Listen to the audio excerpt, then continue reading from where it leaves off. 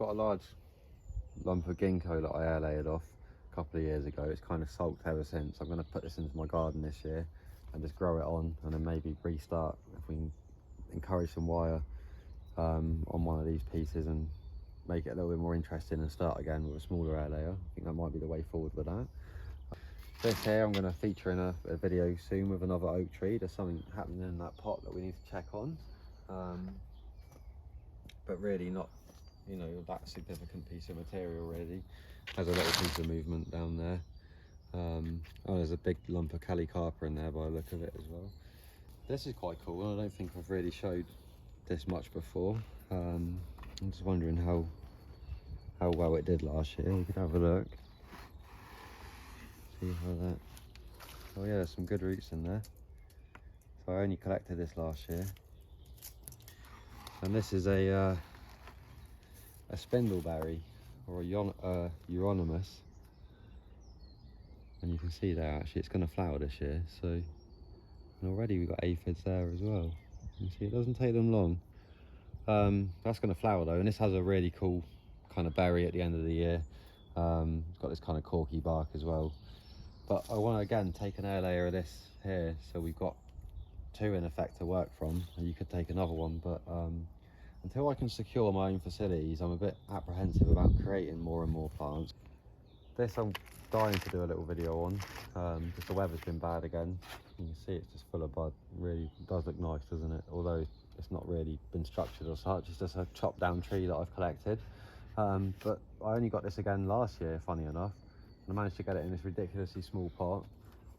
It's something that I think had been cut back about 5 years ago and forgotten about, and it just as we were clearing the garden, it sort of reared its head. I didn't actually think it was that big. I thought it was more like what we're dealing with here. It weren't until I cleared the nettles around it. We see this big old stump down there. There's a few buds even lower down here as well. So, but that again is coming up in another video, and have a good look at it. And maybe even in the comments on this one, what would you do with that piece of material as such? So I think it's got some kind of potential. It has got a nasty scar there, which is kind of pulling over slowly, so you could maybe ignore that if you were going to do something from the front here and lose a load of this.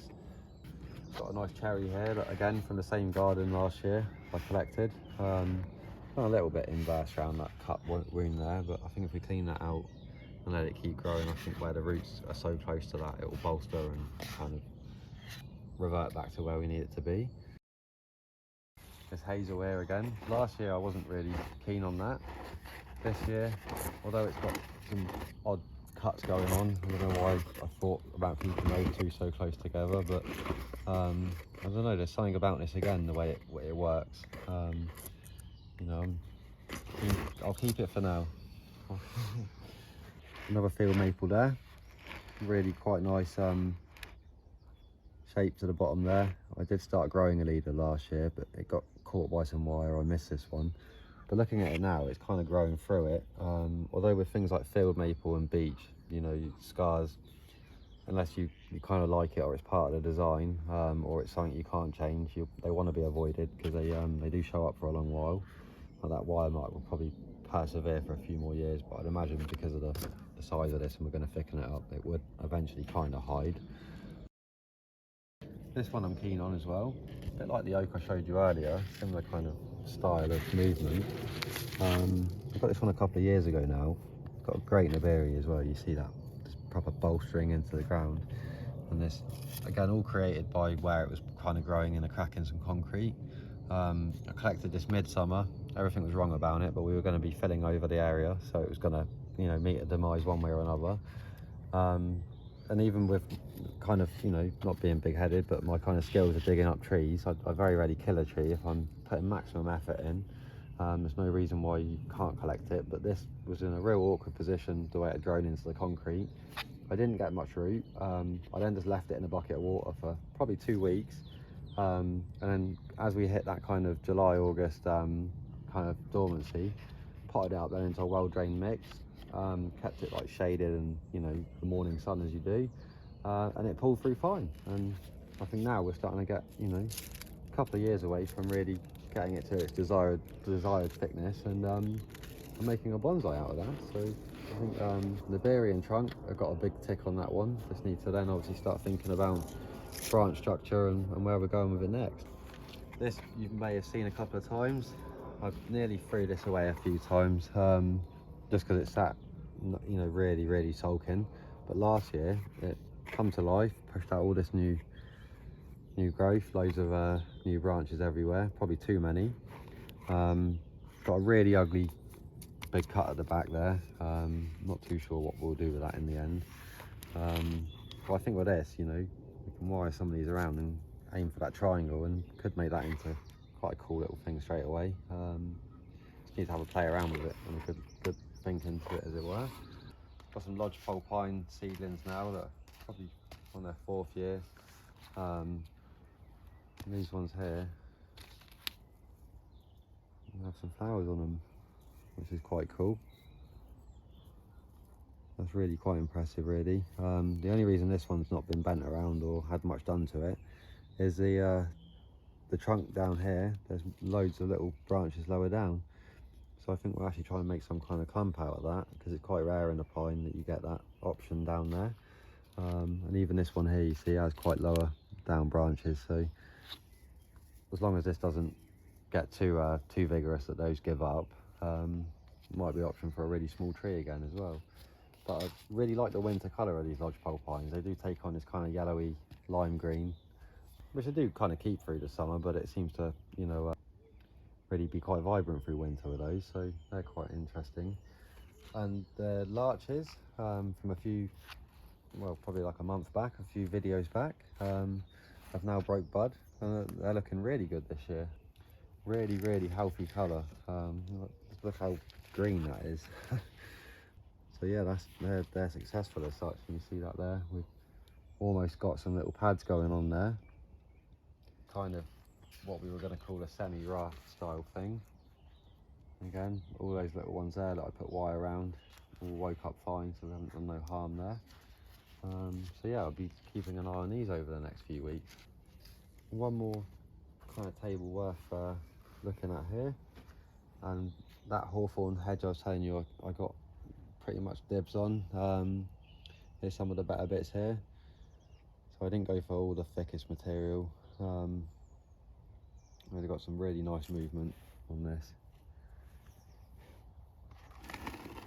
There's like a weird double root there where it splits out and goes into this one.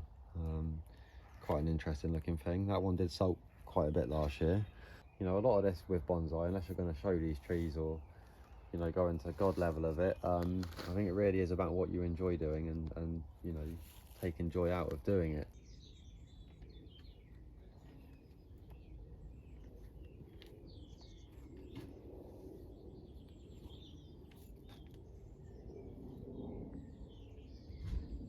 Some of these elms on this little bench, if you like, have got some potential. A lot of these I've got out of the hedgerow, with the kind of foresight of air layering sections off. I've already grown new leaders on bits of it, and then I was going to maybe make a forest out of the remaining poles there. I think this one here has maybe died actually.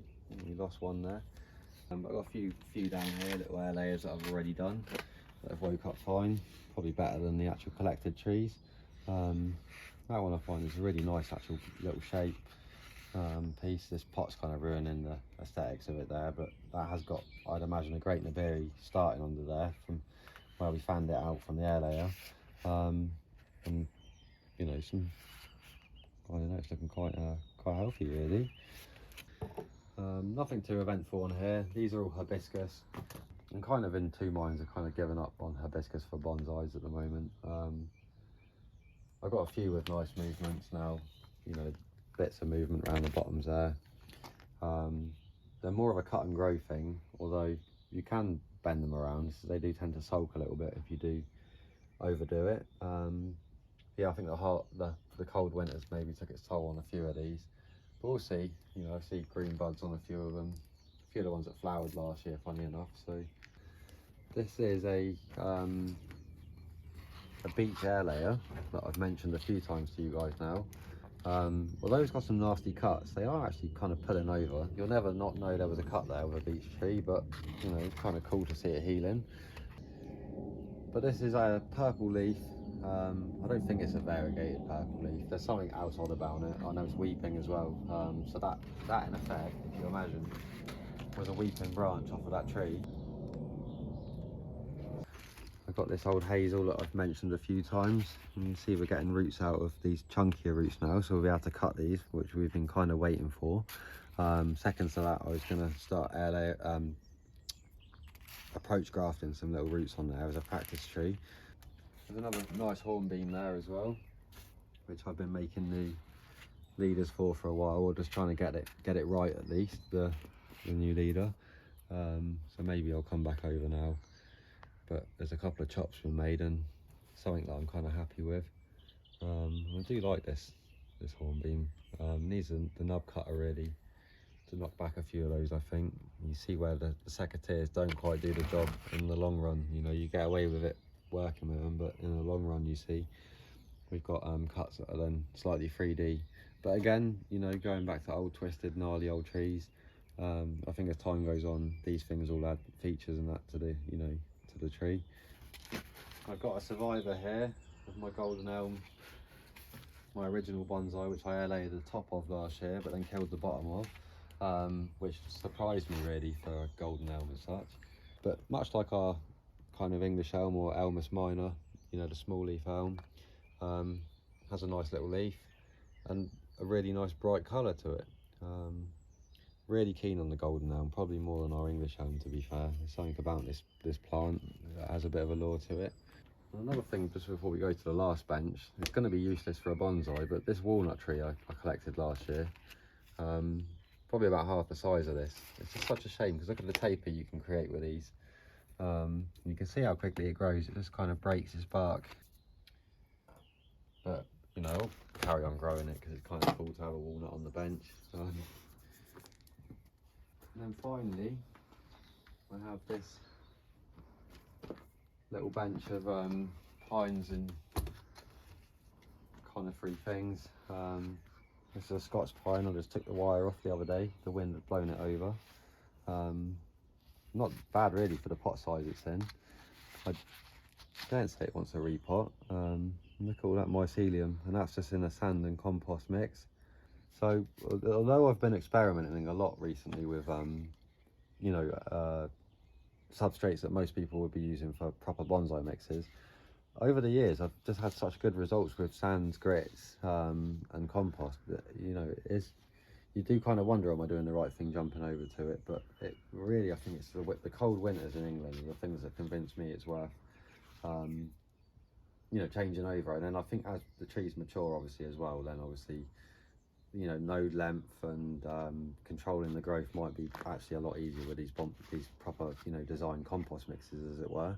But yeah, sand and grit and compost, you know, and look at the root health on that little pine and these big chunky white new roots. Yeah, that's pretty great, isn't it really? This is the parent here to the yew tree I showed you in the greenhouse earlier.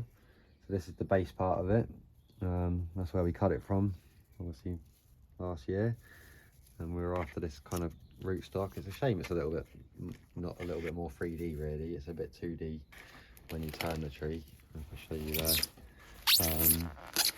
But yeah, new buds all over this. I think we really need to maybe give it another chop, pick a new leader and get on with that at some point.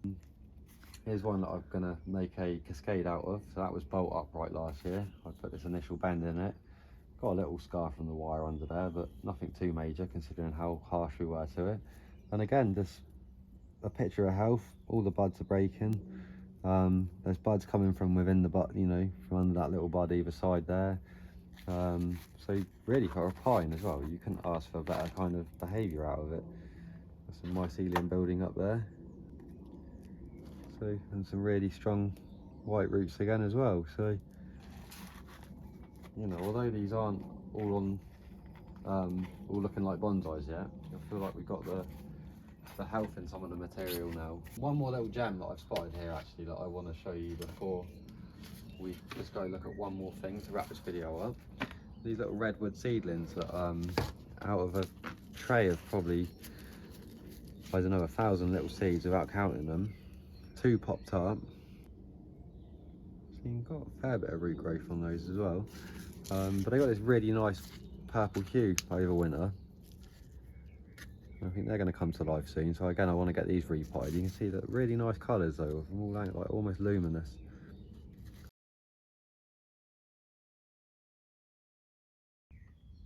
Right, so I think we'll end the video because I've got a habit of going on and on and on about plants. I must admit the tour around has probably been a bit sporadic, you know, a bit broken up how we've done it, but like I say, everything's a bit all over the show, and I've had a few asks about certain projects, and you know, the forsythia won't be flowering forever, so we thought we'd take the opportunity and in amongst the chaos. But I thought we'd just finish up on these 3 projects in general. This one I've actually made in a video, one of my earlier videos. You can see we haven't lost a tree out of it, and it's an absolute picture of health again. That's a little field maple forest. I think this is maybe a little bit small, but we'll carry on with it. I'm probably going to let that just run this year. I might even still upsize it a pot size, because I can go out a little bit more and just kind of fill in around it. We don't have to be too invasive to it. And those new roots out of these will, they'll no doubt just head into that soil with no hassle. But I wouldn't go into bare root and or cutting back, you know, too harsh on it. And the other thing I'm keen to show you is the hornbeam forest that we put together but probably a month ago now. And every tree in this is woken up good. Not seeing anything. This one's a little bit slow here, but I don't think we're going to get any issues from it. I can see buds along the trunk line and that there. A few little trees that I'll probably pull around and, you know, just wire into the edges and get exactly where we want them, because as it's settled down, they've, you know, splayed a little bit. But I've pretty much left it here because it gets a nice bit of morning sunlight, and I didn't want it getting waterlogged out in the, you know, in the recent weather we've had, with kind of how you know, invasive that was when we put this together. And the last one here as well is another field maple forest that I made. I'm going to do something with this, you know, another video coming up for you guys. But I rammed absolutely loads in it. This garden that I work for, field maples are just absolutely prolific. No one had collected them up for a few years, you know, or culled them as it were. I don't think no one collects them other than me.